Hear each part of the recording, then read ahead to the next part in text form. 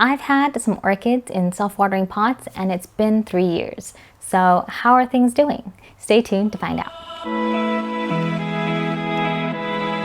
Today I'm going to be talking about self-watering pots and what I've learned growing orchids in these setups for about 3 years. I currently have 8 plants in this setup, and I would say that the Insidium twinkles are the ones that I am most successful with using self-watering. They have really fine roots, they need a lot of access to water, and they also need a lot of light. Put in 3 twinkles or twinkle varieties in this setup, and they've all done really well. The CQ Marguerite has been there since the beginning, so it's been there for 3 years now. So after this season, I think next time I see new growth, I will have to change out the media, put in new media, and then put it back in that setup. The other one is a Twinkle Red Fantasy, and the other one is, I think, Yellow Bird. So the Yellow Bird is probably the newest one, and the Red Fantasy has been there for about a year.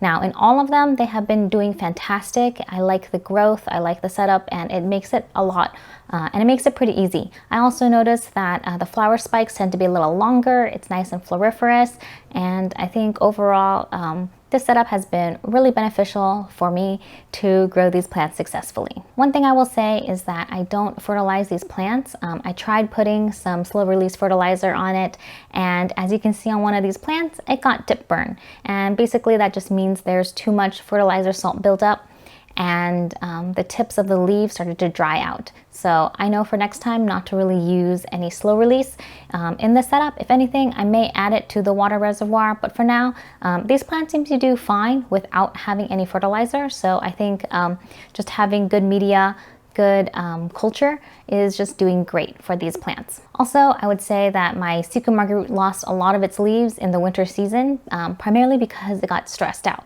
I think I left it too dry for too long, and so that just caused the leaves to drop off, and we had a period of really cool weather, so that may also have caused the leaf drop. It's not detrimental to the health of the orchid. I mean, all of the pseudobulbs on this plant are really plump and fleshy and just very healthy. So I don't think that's an issue, but it does look a little funny that all the bulbs are pretty much leafless except for the newest ones.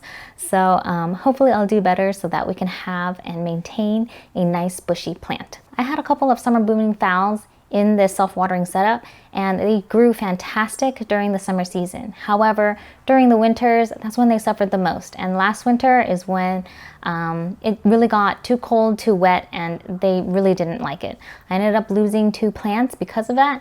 And I know for next time that if I am going to use self-watering for the summer bloomers, they definitely need a heat mat during the winter season so that they can survive those cool periods. Right now I have 2 phals in self-watering, and 1 is considered a summer bloomer. So it's a hybrid. It's a complex hybrid, the Tesuko Jasper. That one's been doing the best in this setup, and it has survived the winter season, and it's been able to bloom. The roots have been growing into the reservoir, and it's kind of just spreading everywhere. And the new roots coming out are going to be really aggressive, so I know that during this summer season, either I have to train all those roots to go down into the pot, or I will have to repot them so that to make sure that all the roots kind of stay more compact inside the media. I think this particular plant really loves to have a lot of aerial roots too, so I may have to figure out a new setup or a new situation where I can deal with the aerial roots and have roots in the pot without making it look too wild and crazy. Now I have a couple of plants that aren't in the best of shape. They're still kind of in a recovery mode. So my winter blooming no ID phal is in a self-watering setup. It's been in the setup for 3 years as well. I didn't mention it in my previous video because I kind of forgot about it. But it's potted up in leca and bark, mostly leca, a little bit of bark. And overall, it seems to be thriving in it. It did get mealybugs, so it didn't bloom, unfortunately. But other than that, it has a vigorous root system, and I'm hoping that if I bump up the light, get rid of the pests, then this plant will really just thrive in its setup. Initially, I did have it as a community pot, so it had 2 other phals with it, but this one was the bully. It was just taking up all the nutrients and water, and the other 2 plants got kind of stunted, so I took those out, and this one just takes up the entire pot. It seems quite a large pot for a phal, but the root system is definitely taking over the entire pot. So if I were to remove all the media, you'll definitely see like there's a lot of roots in there and it's pretty healthy. I thought this one wouldn't do as well because it's in a ceramic pot with leca in a self-watering setup, but for some reason this plant seems to really like it and enjoy it. So as long as I can maintain the health of this plant, I think it will do fine. So the next plant is the Frag Schlimii, and I had this one originally in self-watering. It was doing great. It thrived, it bloomed. Late in the season, after it grew the new growths and the new fans, there was a lot of older fans that started to die off. And at that point in time, I felt like I had to remove all of the dead material in the center so that it wouldn't attract any pests. So when I did that, I had to remove all the dead material from the center of the plant and basically split it up into about 3 different divisions. Each division seemed quite small, so I just potted them up together and put them in the pot currently. So far, it's kind of recovering, resetting itself, so it's not as vigorous as it was prior.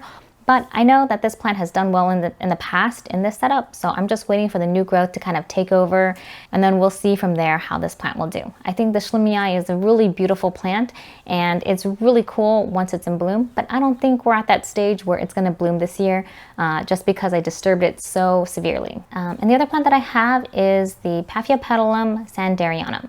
Now, originally I had this potted up in a bark mix, and it was just dehydrating to no end. Like, all the leaves just look super floppy, and it just could not get enough hydration. Looking at the roots, it didn't really have a root issue. Like, the roots weren't desiccated. I just wasn't watering this plant enough. And I think as we're hitting the growing season, this plant really needs a lot of water, a lot of sun, and I think the self-watering setup would be a great way for this plant to stay hydrated. So I did repot this recently into self-watering, and I can already see it's perking up. The newest leaf has been folded down before, but it's actually starting to rise back up. There's a lot more rigidity in the leaves, so I know that it's getting a lot more hydrated. I have this under lights so I can better monitor the plants and its overall health, and so far I think it's doing quite well. And my Syncops Mendenhall Hildos has been in this setup for about 3 years as well, so it's probably due for a refresh. It needs new media, and I probably will have to take it out and reset it and just check on the health of the plant. It started off as a seedling, and I think it's slowly maturing, but even so, I think it's just moving really slowly for my liking, and I think maybe a refresh will definitely help this plant. It is definitely well hydrated, and I think I don't have any problems with that. Some of the roots have escaped the pot and gone into the water reservoir, which is totally fine, and I think that's just helping the plant grow. I think this plant is just being a little slow, so it feels like it's frozen in time. I don't think it's really grown any new growths in several months, and I'm just waiting for one more season to see how this plant does before I disturb it. So those are the plants that I have in the setup and how they're generally doing, but overall I think it makes growing these plants a lot easier and a lot less time consuming, so I can focus on other plants that are a little bit more high maintenance. There are a couple of things I've learned about growing plants in self-watering, and I'm just going to share with you some of my tips. The first one is probably the most important, and that is to remember to flush. Every month I really need to flush these plants, and basically that just means I pour water from the top of the plant so that all the water pushes through the pot and then kind of exits from the bottom.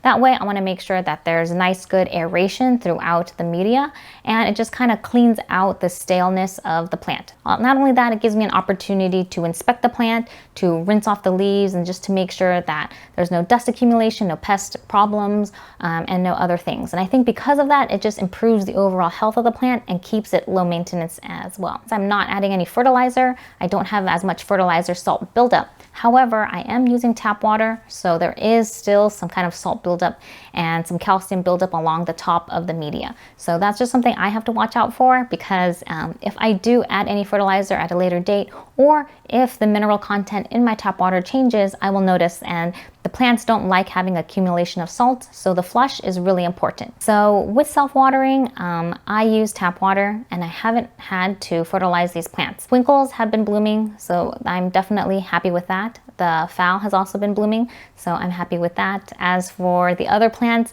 they haven't been growing the best, so they may need an additional fertilizers, or they might need a little bit more nutrients, but I'm trying to reduce fertilizer usage because I'm using tap water. It already increases a lot of the salts that are in the pot. So if I do add some fertilizer, I may have to flush more than once a month just to keep up with the growth cycle of the plant. And the last thing is the kind of media that I'm using in the pot. Now, when I first started, I used sphagnum moss with my phals, and then later I used kind of a bark mix with the Oncidiums, and now with the newer setup, I use more of a bonsai mix with some kanama or akadama mixed in with some bark and perlite. Depending on where you live and your environment, all these medias are completely valid and they work well and they do well in your setup. It just depends on your lifestyle and your environmental factors and even just the plant itself as to what they may prefer. Now, originally when I used sphagnum moss, it did fine for a while, but it degraded so fast in this constantly wet setup that I'd have to change out the media about every 6 months up to a year. Using the small bark mix helps as well. It doesn't wick as fast as a sphagnum moss setup, but it still does the job because a lot of the particles are really compact and tight and they still wick.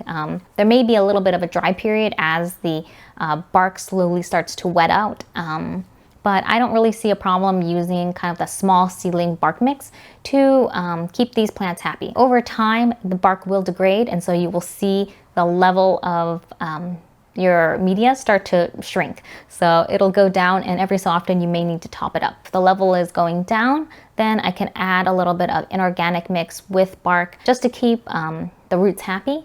And then over time, if I need to do a repot, I think I'm going to change it out to more of a bonsai inorganic mix. So in the self-watering setup, I am slowly moving from an organic mix into more of an inorganic mix. And I'm moving this direction because as the bark degrades and as the moss degrades, it requires a little bit more maintenance. But not only that, it changes the pH of the root system, and that can cause some problems later on, and especially in my kind of setup where I kind of keep it low maintenance. I'm not there to check on them all the time.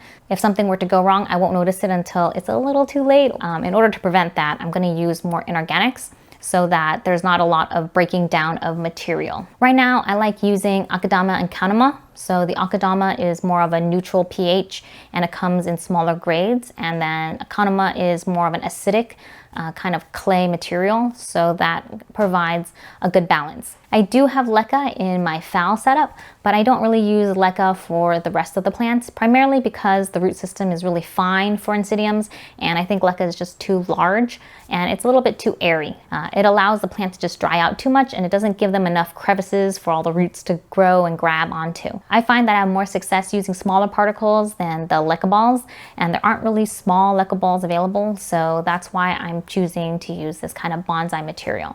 So right now I have the PAF, the frag, and one Oncidium twinkle that has a little bit of the bonsai soil incorporated into the mix. So I'm going to see how they do and how it reacts. Eventually I would like to move it so that it's more of a full inorganic mix, but for now I'm just slowly, gradually changing it so that it gives a chance for the plants to adapt to the new setup and have the roots slowly change over. Not only do I want these plants to do well in this setup, I also want it to be more low maintenance so that I can focus on other things. So those are the things that I've learned about growing in self-watering. So if you grow in self-watering or you're interested and you have any questions, please let me know. I'd love to know your tips on how to grow these plants and keep them healthy. Also, I'd like to know what plants do well in self-watering for you.